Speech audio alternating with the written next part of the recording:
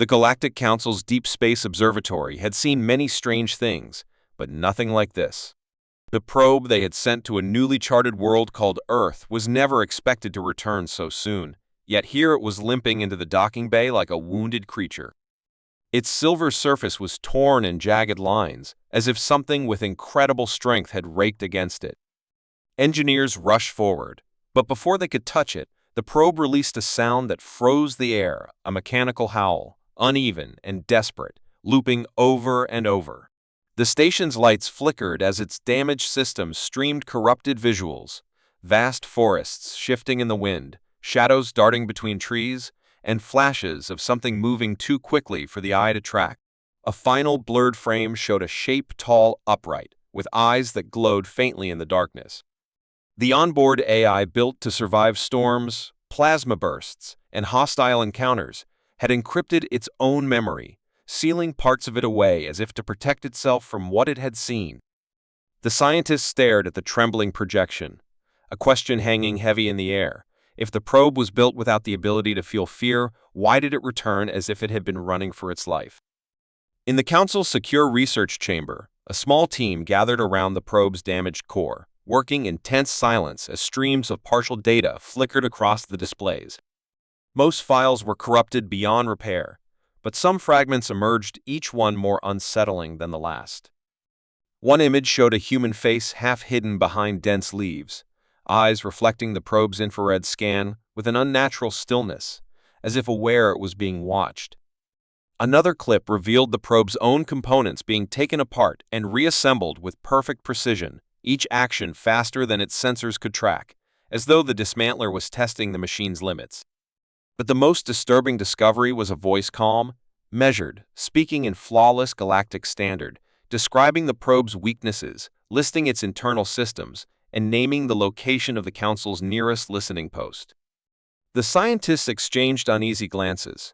Such information was never stored on the probe, and Earth's primitive technology, by their records, should not even allow this level of access. Yet here it was, undeniable and clear.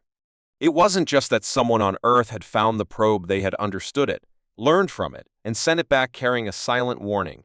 They already knew far more than they should. The Council refused to let the mystery of Earth remain unanswered, and despite the probe's strange return, they authorized a small stealth vessel to approach the planet. The ship slipped into high orbit, its crew confident in their advanced cloaking systems, certain that no primitive world could detect them. For the first few hours, everything seemed normal until the readings began to shift.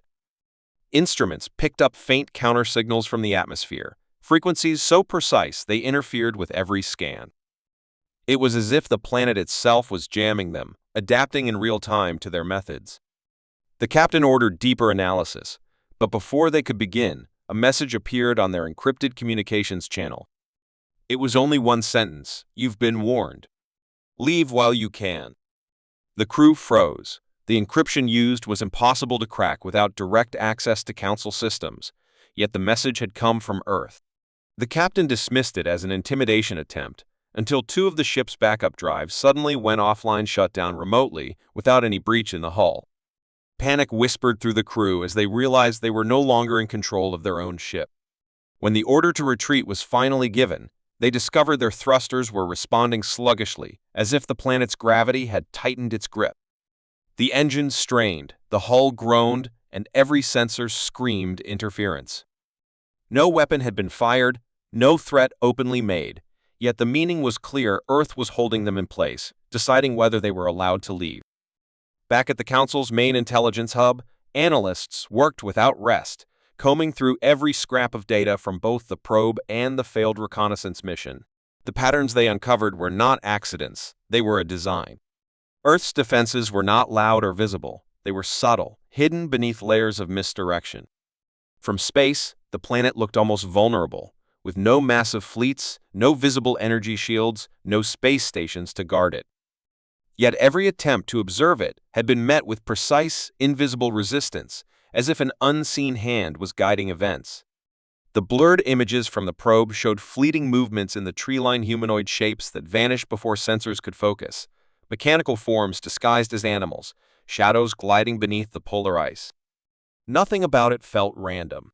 The theory began to form: humanity was not hiding out of weakness, but because it was the most effective way to control what others saw. It was a predator's patience waiting, watching, and learning about any who dared approach. The probe had not been damaged by chance. It had been deliberately handled, its systems studied, its AI shaken and sent home carrying fragments of fear. That meant whoever was behind it had not only the skill to dismantle advanced technology, but the confidence to let their target know they had been seen. The conclusion was unsettling. Earth's inhabitants were not prey to be discovered, they were hunters who had chosen not to reveal themselves, and the galaxy had wandered too close to their territory. The emergency assembly of the Galactic Council was unlike any in living memory. Delegates from every member world sat in tense silence as the Intelligence Division presented its final report on Earth. The conclusion was short but heavy. The planet was to be classified as a red zone, no contact, no probes, no approach without unanimous consent of the Council. The reasons were not given in public records, but those who had seen the data understood. The probe's core had been dismantled under strict isolation, yet even in storage it sometimes activated on its own, emitting faint sounds low, almost like human laughter before falling silent again. Some claimed it was a malfunction, others whispered it was a message. The reconnaissance crew had returned shaken, speaking little of what they'd experienced, but the logs revealed subtle anomalies, encrypted data packets sent from the ship to unknown coordinates during their escape, propulsion readings that suggested gravitational interference without any visible source, and scans showing fleeting objects, trailing them just beyond sensor range. These were not the actions of a primitive world defending itself in desperation. This was control, deliberate and exact. The Council voted unanimously, but not all obeyed. Several factions, driven by greed or curiosity, quietly began watching Earth from afar, hoping to learn what it was hiding. They did not know that their surveillance had already been noticed. Deep within Earth's shadowed networks, signals were being intercepted, patterns were being mapped, and decisions were being made not in haste, but with the same patience shown before. Humanity did not rush to strike, it observed, just as it always had, letting its unknown reach stretch far beyond its homeworld. Somewhere, unseen by the galaxy, a choice was forming: who would be approached, who would be warned, and who would never be allowed to leave. The Council thought it had closed the door on Earth, but in truth, Earth had been the one holding it open, deciding when to shut it.